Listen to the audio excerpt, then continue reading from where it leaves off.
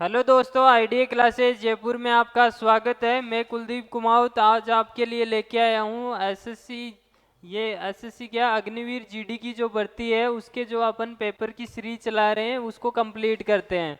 तो आज मैं आपके लिए नया टेस्ट लेके आया हूँ, यानी कि नया प्रैक्टिस सेट लेके आया हूँ जिसके अंदर अपन मैथ के क्वेश्चन और रीजनिंग के क्वेश्चंस करेंगे।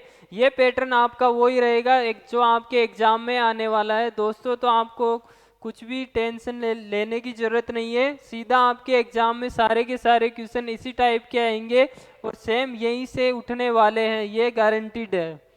तो आज की क्लास को अपन स्टार्ट करते हैं पहले क्वेश्चन के साथ। पहला क्वेश्चन दिया गया है आपको कि निम्नलिखित में से कौन सी संख्या भाज्य है, यानी कि कौन सी संख्या डिविजिबल है, यानी कि भाज्य संख्या कौन सी है। अब आपको देखते ही पता चल रहा होगा कि यहाँ पे कौन सी संख्या दी गई है, ये दी गई है 729। तो ये किसका स्क्वायर होता है आपको पता है, ये 27 का स्क्वायर होता है। इसको देखते ही आपको पता चल गया कि ये आपसे 27 से कटने वाली संख्या है, तो आपके ये विकल्प हो जाएगा। और वैसे तो आपको टाइम लग सकता है क्योंकि थोड़ी ये बड़ी संख्या है, तो ऑप्शन में आपको वही दिया जाएगा जो आपसे रिलेटेड है, जो आपकी कंपटीशन की तैयारी के दौरान करने वाले आ रहे हैं। तो ये आपको देखते ही पता चल गया कि ये स्क्वायर दे दिया, तो अपन ये इसको अलग छाड़ सकते हैं, तो ये बाजी होगी और बाकी के ऑप्शन न कटने वाले होंगे। उसके आगे नेक्स्ट क्वेश्चन चलते हैं। क्वेश्चन दिया गया है 2 सही 1/25, इसको आपको सॉल्व करना है। तो इसको सॉल्व करने का आपको पता है तरीका क्या होता है, इसको इससे मल्टीप्लाई करना पड़ता है और इन दोनों का जो मल्टीप्लाई आएगा उससे ऊपर वाले को ऐड करना है। तो 25 इंटू 2 कितना हो जाएगा आपका, 50 हो जाएगा। उसमें आपको क्या करना है, एक ऐड करना है और जो नीचे संख्या डिनोमीटर है यानी कि हर है उसको ऐसे के इससे लिख दो, तो 25 हो जाएगा। तो ये आपकी संख्या कितनी हो जाएगी, 50 × 51/25। ठीक है। तो अब इसको 51 में भाग देना है 25 का, तो कितनी बार चला जाएगा, 2 बार, और एक बच जाएगा आपका, फिर 0। तो फिर आपको पॉइंट लगा के 0 लिखना पड़ेगा और फिर 0 यानी कि 100, 25 100, यानी कि कौन सा आंसर आ जाएगा आपका, ऑप्शन नंबर डी, यानी कि 2.04 इसका आंसर आने वाला है। ठीक है। आगे चलते हैं नेक्स्ट क्वेश्चन पे। नेक्स्ट क्वेश्चन दिया गया है कि 11,881 का वर्गमूल कितना होगा। ठीक है। आज मैं आपको तरीका बताता हूँ कि किसी भी संख्या का आपको दिया गया है तो उसका वर्गमूल कैसे निकालते हैं। 1 से 2 मिनट यानी कि जल्द 30 सेकंड के अंदर आप बता दो कि ये किसका वर्गमूल है। तो सबसे पहले आपको क्या करना है दोस्तों, ये संख्या है इसको पहले लिख लेते हैं अपन साइड में, कितनी है, 11,881। ठीक है। तो सबसे पहले आपको बताऊं क्या करना है, सबसे पहले आपको करना है लास्ट की संख्या 2 ले लो या एक संख्या देख लो कि ये किसका स्क्वायर आता है। तो आपको बताया कि 1 का स्क्वायर करते हैं तो भी यूनिट डिजिट 1 आता है, और जो अपन 9 का स्क्वायर करते हैं उसका 81 आता है। ठीक है। तो उसका भी यूनिट डिजिट 1 आता है। तो अपन क्या कर लेते हैं, ये लास्ट संख्या ले लेते हैं, कौन सी,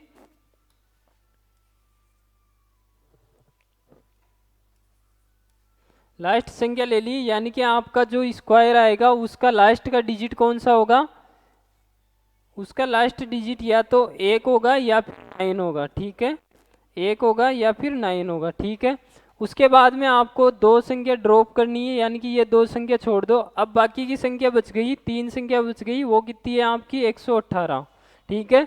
तो आपको ऐसी संख्या देखनी है जो परफेक्ट स्क्वायर हो, इससे बड़ी नहीं होनी चाहिए, इससे छोटी। परफेक्ट स्क्वायर किसका होता है आपको बताया, 11 का होता है 121, 121 होता है, 118 से बड़ा हो गया, और 10 का होता है 100। तो आपको कौन सी संख्या लेनी है, तो आपका स्क्वायर होगा 10। तो 10 का हो गया तो यहाँ पे 10 लिख दो, यहाँ पे भी 10 लिख दो। ठीक है। अब आपका आंसर इन दोनों में से होगा। अब ऑप्शन में आपको दोनों दिए गए हैं, 1 और 2। तो आपके आंसर कौन कौन से और नहीं हो सकते, एक तो ये नहीं हो सकता और एक ये नहीं हो सकता। ठीक है। ये 2 हो सकते हैं आपके आंसर। अब आपको बताया कि कोई भी संख्या का स्क्वायर करते हैं, स्क्वायर करने की ट्रिक है कि उसके लास्ट 2 डिजिट सेम रहते हैं। तो 1 का स्क्वायर करेंगे तो इसके तो यानी कि लास्ट डिजिट ये आएंगे, लेकिन अपने वाली संख्या में 81 है, तो इसका स्क्वायर करते हैं तो आपकी क्या पता है 81 आते हैं। तो इसका आंसर कौन सा हो जाएगा आपका, 109। तो इसका आंसर हो जाएगा आपका 109। ठीक है, उसके आगे चलते हैं। नेक्स्ट क्वेश्चन बोर्ड मास का है, आपको सॉल्व करना है उसको। ठीक है, तो चलो सॉल्व करते हैं।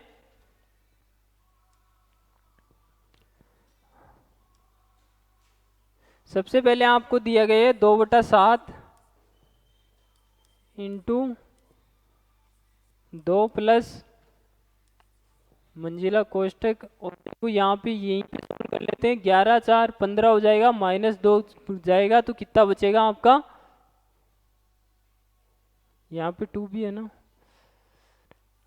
2 + 2 हो जाएगा 11 माइनस जाएगा। ठीक है, और ये आपको बताया कोष्ट का रह गया, यानी कि मल्टीप्लाई है तो 13 दूना आपका कितना हो जाएगा 26, और ये 2 ऐड हो जाएगा इसमें। ठीक है, उसके बाद में आपका 2/7 बच गया, तो 26 और 2 कितने हो जाएंगे 28 हो जाएंगे, यानी कि 2/7 इंटू 28, 7 से चला जाएगा 28 4 बार, और ये आपका कितना हो गया 4 दूनी 8, तो इसका आंसर आपका 8 इसका आंसर हो जाएगा। आगे चलते हैं। नेक्स्ट क्वेश्चन, आपको संख्याएं दी गई है। सबसे पहले आपको संख्या दी गई है 2 इंटू 3 की पावर 2 इंटू 5 की पावर 2। उसके बाद में संख्या दी गई है आपको 5 इंटू 3 इंटू 2 की पावर 2। ठीक है, उसके बाद में 5 दी गई है 5 की पावर 2, 3 इंटू 2 की पावर 2। अब आपको इसका HCF यानी कि मस्त निकालना है। तो आपको सबसे पहले ये देखनी है कि आपको जब ये गुणनखंड में संख्याएं दी गई है तो इनका HCF कैसे निकालते हैं। आपको सबसे पहले देखनी है कि एक संख्या ले लो 2, तीनों में कॉमन आ रहा है 2 आपका, यहाँ पे भी आ रहा है, यहाँ पे भी आ रहा है, और यहाँ पे भी आ रहा है। ठीक है, सब में कॉमन आ रहा है। अब इनमें से देखो कि तीनों में मैक्सिमम पावर कौन सी आ रही है। अब आप बोलोगे सर यहाँ पे भी 2 की पावर 2 आ रही है, यहाँ पे भी 2 की पावर 2, लेकिन यहाँ पे 2 की पावर 1 आ रही है।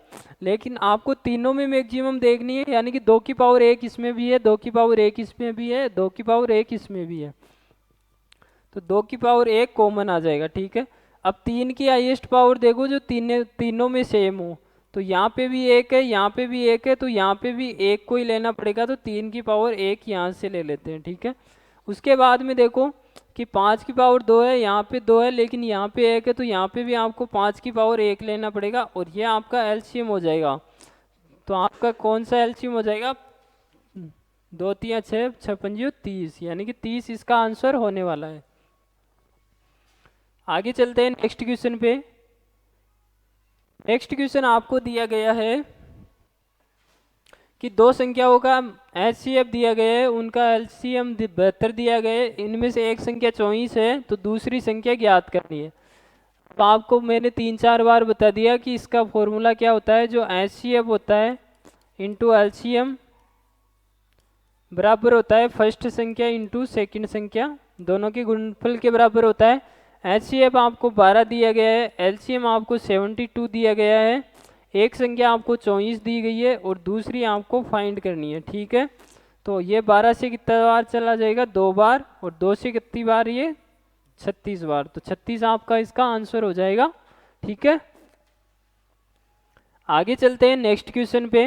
नेक्स्ट क्वेश्चन दिया गया है कि एक शहर की जनसंख्या प्रतिवर्ष 10% की वृद्धि होती है, वर्तमान में इसकी जनसंख्या 10,000 है, तो कितने वर्ष बाद में इसकी जनसंख्या बढ़कर 1131 हो जाएगी। ठीक है, इस टाइप के क्वेश्चन करने के लिए आपको स्क्वायर आने चाहिए, क्यूब आने चाहिए, उससे आपको पता चलता है। अगर इनको डायरेक्ट करना चाहते हो तो इनके आपको क्यूब पता होने चाहिए। अब देखो आपको यहाँ पे 1000 देख के पता चल रहा है कि 1000 किसका क्यूब होता है।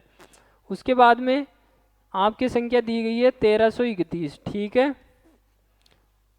तो ये तो आपकी हो जाएगी वर्तमान की जनसंख्या, और ये आपके बढ़ने के बाद में हो जाएगी। ठीक है, तो ये देखो आपकी किसका क्यूब रूट हो रहे हैं, ये 10 के हो रहे हैं, 10 और 11 का। ठीक है, यानी कि जो संख्या 10 थी अब बढ़ के 11 हो गई, यानी कि आपकी संख्या 1 10 के ऊपर, और कितने, यानी कि क्यूब रूट जो आपका क्यूब रूट आता है वो आपका टाइम आएगा कि कितने ईयर में बढ़ के हुई है। अब आप फ्रैक्स ये परसेंटेज देख रहे हो, ये इसकी वैल्यू 1/10 है, यानी कि पहले 10 थी, अब बढ़ के जनसंख्या 11 हो गई। और इसी का क्यूब करने के बाद में आपकी ये वाली संख्या आ रही है कौन सी, 1331 और 1000। ठीक है, तो ये टाइम कितना लगा है आपका, 3 साइकिल हो गए, तो आपको 3 साइकिल में 3 ईयर मिल जाएंगे, तो इसका आंसर हो जाएगा 3 साल। ठीक है, उसके बाद में आपको नेक्स्ट क्वेश्चन है, किसी परीक्षा में उत्तीर्ण होने के लिए टोनी को न्यूनतम 40% अंक प्राप्त करने चाहिए, उसे 120 अंक प्राप्त हुए और 30 अंकों से उसे अनुत्तीर्ण कर दिया गया है, तो पूर्णांक ज्ञात कीजिए। ठीक है, यानी कि आपको टोटल मार्क्स कितने नंबर का है पेपर, वो आपको ज्ञात करना है। अब देखो इसमें क्या बोला है कि टोनी को न्यूनतम 40% अंक मिले हैं, यानी कि इसने परसेंटेज में बताया कि इसको अगर एग्ज़ाम 100% है, अगर वो 40% अंक प्राप्त कर लेगा तो वो एग्ज़ाम में पास हो जाएगा। लेकिन क्वेश्चन में दिया गया है कि उसको 120 नंबर मिले। अब ये दिए गए हैं नंबर, दिए गए हैं 120 मार्क, और 30 अंकों से वो फेल हो गया, यानी कि वो अगर 30 नंबर और प्राप्त कर लेता है, यानी कि टोटल वो कितने 150 मार्क्स मिल जाते उसको, तो वो पासिंग मार्क यानी कि पास 40% के बराबर हो जाता। तो इसी क्वेश्चन में आपकी जो 40% है, इसकी वैल्यू कितनी दी गई है, 150 दी गई है। ठीक है, आपको निकालना है 100%, 100% यानी कि पूर्णांक ज्ञात करना है। ठीक है, तो मैं इसको 2 से डिवाइड करता हूँ तो कितना हो जाएगा, 20 हो जाएगा, और यह आपका कितनी हो जाएगा, 75 हो जाएगा। ठीक है, अब इसको 5 से मल्टीप्लाई कर दूँ, इसको भी 5 से मल्टीप्लाई कर देता हूँ, तो 350 और 25 यानी कि 375 हो जाएंगे ये। ठीक है, तो ये आपका 100% बन गया, 100% ही तो अपन को निकालना है। ठीक है, तो 100% की वैल्यू कितनी आ गई, 375।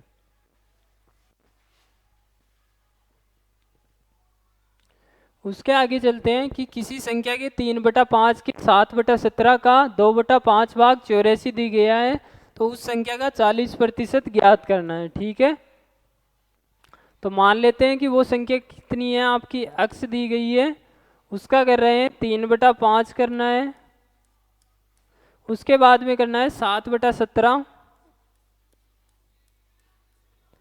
उसके बाद में करना है इसका 2/5, और ये किसके बराबर है, 84 यानी कि 84 के बराबर है। ठीक है, अब आपको इसको बस काटना है, तो 14 से कट जाएगा, 14 की 84। ठीक है, 6 बार, और 3 से कट जाएगा ये 2 बार। ठीक है, तो यहाँ पे देख के ही आपको पता चल रहा है कि ये 17 जाएगा, मल्टीपल में आएगा, तो आंसर वो होगा जो 17 से कटने वाला है। तो 17 से कटने वाले 2 हैं, तो आपको कैलकुलेट करना पड़ेगा। अब देखो यह हो जाएगा आपका अक्स बराबर कितना आ जाएगा, 17 इंटू 25 इंटू 2। ठीक है, तो यह आपका 50 हो जाएगा, और इसको करोगे तो 17×5 = 85, यानी कि 850 इसका आंसर हो जाएगा। आगे चलते हैं नेक्स्ट क्वेश्चन पे। नेक्स्ट क्वेश्चन दिया गया है कि एक व्यक्ति ने एक वस्तु 96 रुपये में खरीदी और इसे 12.5% के लाभ पर बेच दिया था, तो उस वस्तु का विक्रय मूल्य कितना था।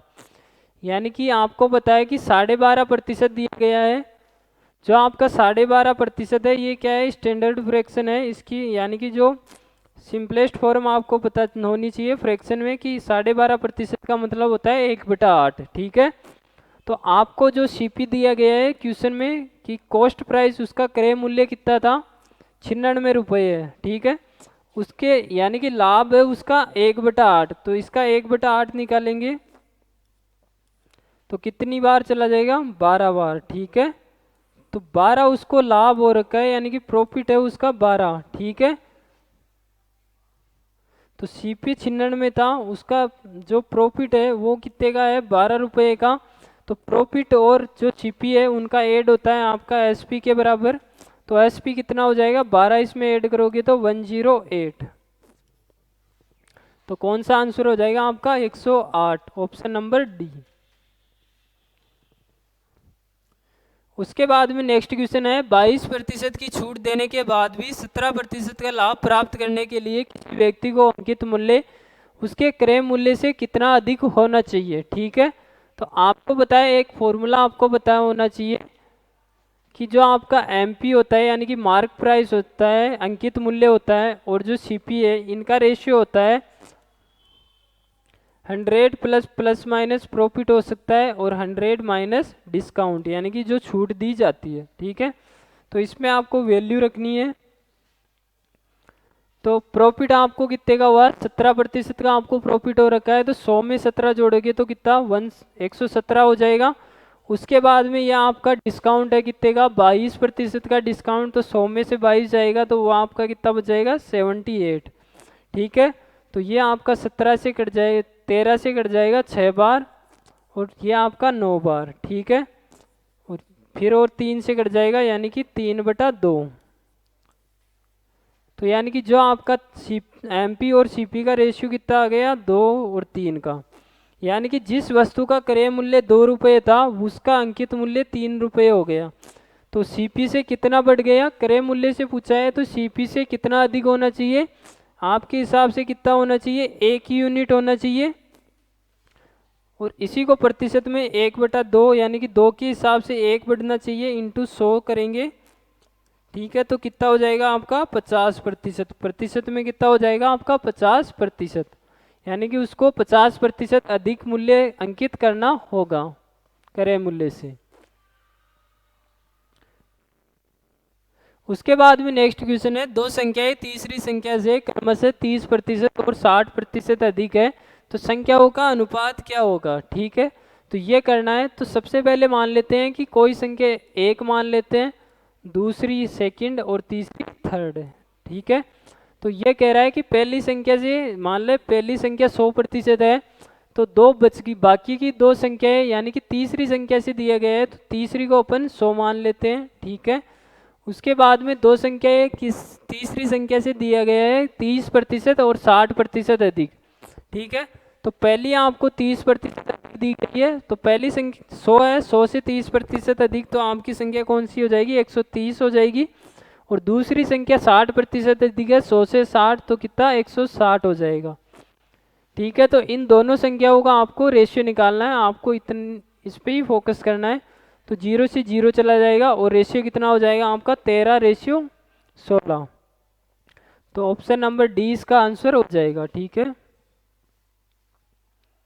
उसके बाद में आपको नेक्स्ट क्वेश्चन दिया गया है कि 75,000 की राशि पर 2.5/3% वार्षिक ब्याज की दर से 5 वर्ष की अवधि के लिए साधारण ब्याज निकालना है। ठीक है, तो आपका जो एसआई वाला फॉर्मूला है साधारण ब्याज निकालने का, ठीक है, वो क्या होता है कि आपको टोटल राशि कितनी दी गई है, 75,000 दी गई है, रेट ऑफ इंटरेस्ट दी गई है, इसको सिंपल फॉर्म में चेंज करते हैं तो 3 दूनी 6, 6 5 11/3 हो जाएगा, कितना 11/3, और उसका 100% का 100 इंटू टाइम कितना दिया गया है आपको, 5 साल का टाइम दिया गया है। 2 जीरो से 2 जीरो चले जाएंगे, 3 से चला जाएगा 250 बार। ठीक है, अब देखो यूनिट डिजिट पे आपका कौन से वाले 0 आएगा। ठीक है, और उसके बाद में आएगा 5, और 0 और 5 वाला कौन सा है, दो ऑप्शन है। ठीक है, दो ऑप्शन दिए गए हैं, अब आप चेक कर लो किसका 11 का मल्टीपल कौन सा है, तो 6 और 1 7 8 हो जाएंगे, 8 और 8 में से 8 चले जाएंगे तो 0, यानी कि ये आपका आंसर होगा। ठीक है, और ये आपका 11 से नहीं कटता है। ठीक है, ये गलत हो जाएगा, और ये आपकी संख्या 11 से कटती है, तो ये इसका आंसर हो जाएगा। अब ये आपको पता होना चाहिए कि कोई भी संख्या 11 से कटती है उसका रूल क्या होता है कि अल्टरनेट डिजिट आपको लेने हैं, कि 1 और 1 ले लिया, 3 छोड़ दिया, फिर 7, फिर 5 छोड़ दिया, 0, इनका सम करो 1 7 8 0, यानी कि 8 हो गया। बाकी बच गए उनका सम करो, 5 और 3 8 हो गए, और इनका अंतर अगर 0 आ रखा है या फिर कोई 11 से मल्टीपल आ रहा है तो वो संख्या 11 से कटेगी, तो इनका जो अंतर आ रहा है 0 आ रहा है, तो संख्या 11 से कटेगी, और यही आपका आंसर हो जाएगा। आगे नेक्स्ट क्वेश्चन आपको दिया गया है कि यदि किसी वर्त का क्षेत्रफल 154 सेंटीमीटर है तो वर्त की परिधि ज्ञात करनी है। ठीक है, तो वर्त का जो क्षेत्रफल यानी कि एरिया होता है सर्किल का, वर्त का, वो क्या होता है आपका पाई r स्क्वायर। ठीक है। इसकी वैल्यू आपको 154 दी गई है, एरिया 154 दिया गया है। आपको बताए पाई की वैल्यू कितनी होती है, 22/7 होती है। आर का स्क्वायर निकालना है, 22 से चला जाएगा ये कितनी बार, 7 बार, और 7 इधर मल्टीप्लाई हो जाएगा तो ये कितना हो जाएगा, 49 आर स्क्वायर। तो आर की वैल्यू ये, आर की वैल्यू इसका रूट निकालेंगे तो आर की वैल्यू कितनी हो जाएगी आपकी, 7 हो जाएगी। यानी कि उसकी सर्किल की त्रिज्या आपको 7 आ गई है। आपको निकालना है परिधि। तो जो आपकी परिधि होती है, परिधि का फॉर्मूला क्या होता है आपका, 2πr। ठीक है, 2 पाई की वैल्यू आपकी आ जाएगी 22/7। ये कितनी आ जाएगी, 7 सेंटीमीटर अपन ने निकाली, तो 22 दूना 44, तो 44 सेंटीमीटर आपका परिधि हो जाएगी इसकी। ठीक है,